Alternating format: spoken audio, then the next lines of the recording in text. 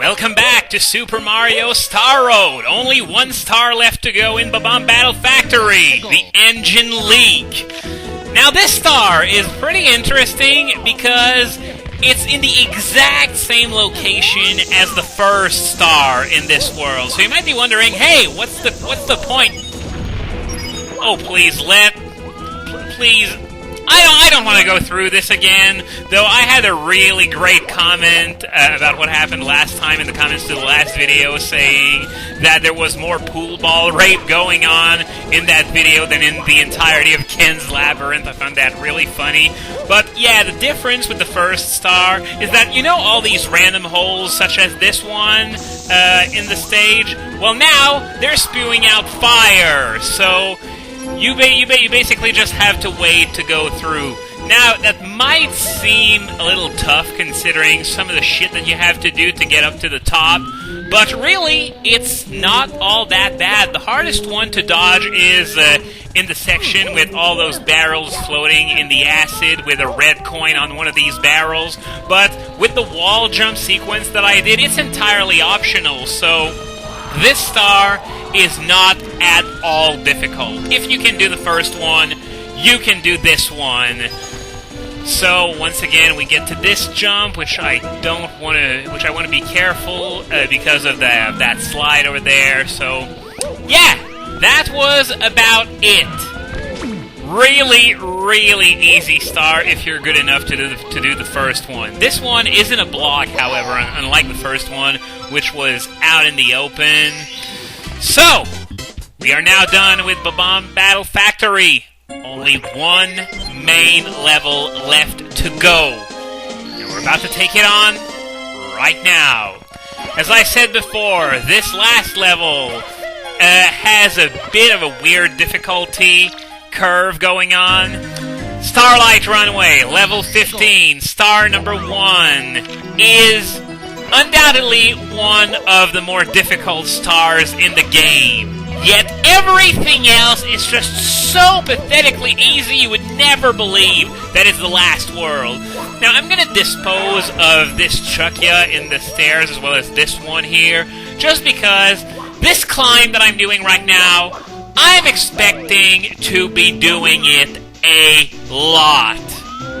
Because basically the idea is that there's a gauntlet of random insane shit to pull off high in the sky. You mess up once, you fall down all the way back to the beginning. So, yeah, as I said, and it's really easy to screw up too, so this is why I'm saying I might be doing this climb over and over and over again, and we might reach a point where I'm going to start cutting it out because, as you can see, it's really easy right now, but it's going to get stupidly hard right about here.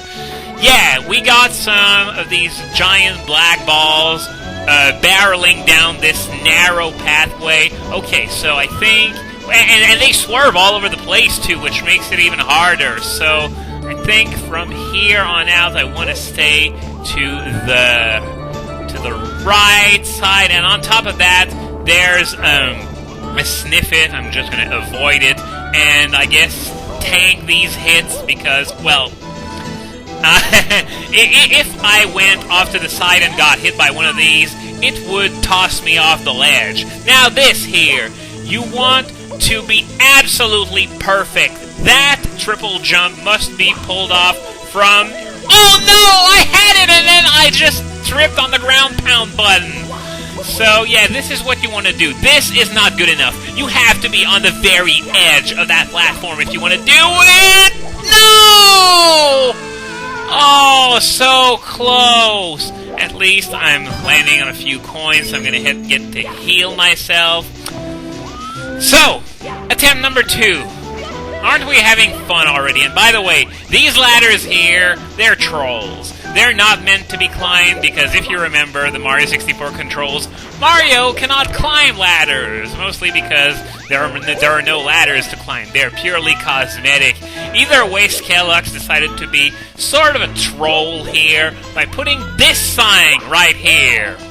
If I can read it, read the sign! Read the sign, thank you! Oh dear, Mario forgot how to climb ladders again. It looks like he will have to go around. Yeah, way to troll everybody! Skelux there.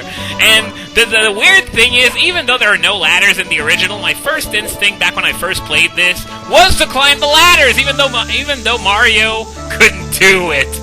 That was actually pretty stupid in retrospect. Now, let's get rid of this bomb here. Guess I'm gonna run past it and... Holy crap, you can kick the bombs! I didn't know you could do that! I've never done this before, I always just grabbed them. And for some reason, Mario refused to grab it and instead kicked it in the face! Man, I'm learning new things every day about this game. Come on, run! Okay, that fucking sniff it. If you stop to try and kill it, it will probably nail you and make you fall all the way down. Okay, now let's try this again. Okay, done it. So, over here we have, oh god, a platform with a flame shooter on it. Gonna have to be really careful if I want to get through that, and there's one of these spinning platforms beyond on top of that. So, timing! Perfect! Okay, good. Now, we got some more of these platforms that will no doubt flip over when they reach the top of their curve. And oh, there's another one! Oh my god, I didn't remember that there was another one. Jumped out of the way just in time. Okay, I think we're almost there. If I can do it on my second try, without dying, I will be the happiest man ever. Now, this massive slope. Does the kicking trick work on it? Because I didn't know how to do it the first 2 times I played this game. Come on, get up! Yeah! I made it! That was one of the hardest stages in this game. How do you like that teabag, huh? How do you like that teabag? Starlight Runway. Holy crap! Wow! Once again, one of the stars that really give me a lot of grief, done almost without a hitch. Star number 2, climb through the machinery, and this is where this stage starts showing its true colors as an incredibly easy level.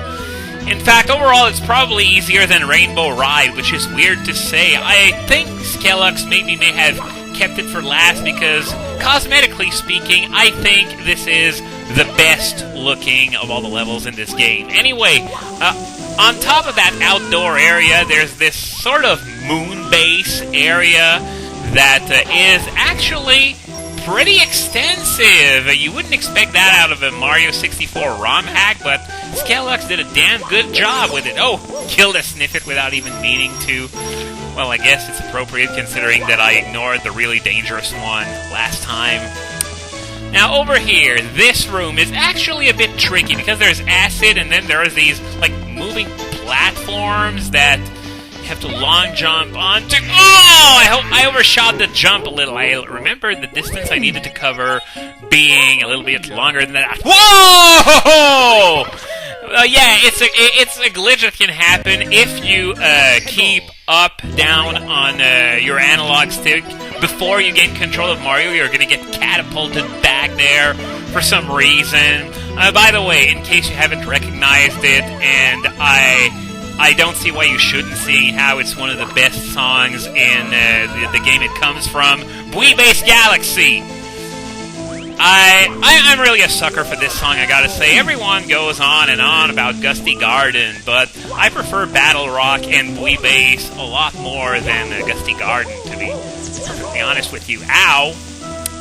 So, now, at this point, I think I should use the Lackey 2 cam mode, because with Mario Cam I didn't really see that platform much. So now I know not to overshoot it, and when you get on it, it starts going back, so you gotta hurry before that long jump becomes impossible to clear. Same thing here. So, over here, in the next room, we got, alright, we got some pistons that can push you into the lava if you're not careful. Well, I guess they're sort of supposed to be pistons, but, well, yeah, let's pretend that they are. So, heading over here, really not threatening at all unless you don't know to expect that. And here is the star right over there. There are a few jumps to clear with these spinning platforms. Wow, that was the weakest jump ever. It was like, I don't feel like jumping at all today. I'm just gonna do that weak little jump that's not even enough to get onto the platform. Okay, at least I know to get some more more of a running start this time. Okay, this one is gonna be a bit trickier because we got some height to clear as well. What the fuck? You see what just happened? I sort of went through the platform, then jumped to try and get back on top of it, and then went through it again immediately. Well, fortunately, there's a floor down here. Normally, last level difficulty would dictate that there shouldn't be a floor down here, but I guess Skelux was feeling a bit merciful. Still, I wouldn't have minded if there was no floor down here, simply because, come on, it's the last freaking level. You should make it a bit harder than this. Yeah, and I say that even though I had a stupid death earlier on. So, now that you're up here, you long jump over here, wall jump, another wall jump, and this star is done and over with. Now, I would have to say, in all honesty, this is probably the second hardest star in this world, and you just saw how easy it was. So the rest is even easier. The coin collecting is pathetic. Okay, star number 3. Shut down the hand droid.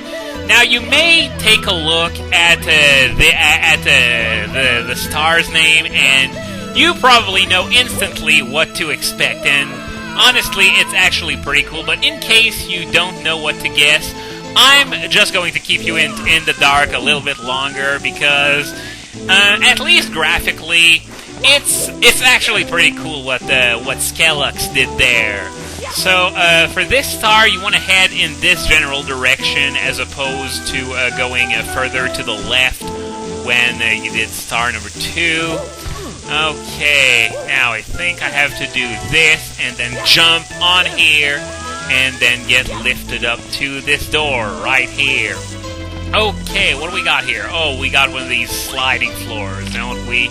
So I want to go down really slowly to just not slide into the acid. And over here, sniff it. I'd sooner avoid sniffits, especially on narrow pathways like this that are right over acid. And over here, okay, we're already there. Now you just have to walk on this really, really narrow ledge. And does that thing over there ring a bell to any of you? Yep! He went there! This is the hand droid, a recolor of the hand boss from Shifting Sandland. The only problem with this boss, it's absolutely identical to its vanilla Mario 64 counterpart. No differences whatsoever in attack patterns or anything. At least the other bosses had something, anything, that made them more challenging, but nope, not this one. So, when I said this world just gets easier as it goes on, I wasn't kidding. It's kind of unfortunate, though, because I would have liked to see some kind of special gimmick with this boss, instead of just, being a recolor. Admittedly, a very cool-looking one with a great theme. I mean, the hand droid, that's pretty awesome. I don't think we have the time for this last star here, but nonetheless, I am going to give you a little sneak peek of what to expect in star number 4, Aim the Turret. And once again, the star's name perfectly indicates what you're in for. You're going to be shot out of this here turret. I'm just going to get rid of this so it doesn't become a nuisance on later trips here, because believe me, there are going to be a lot of them.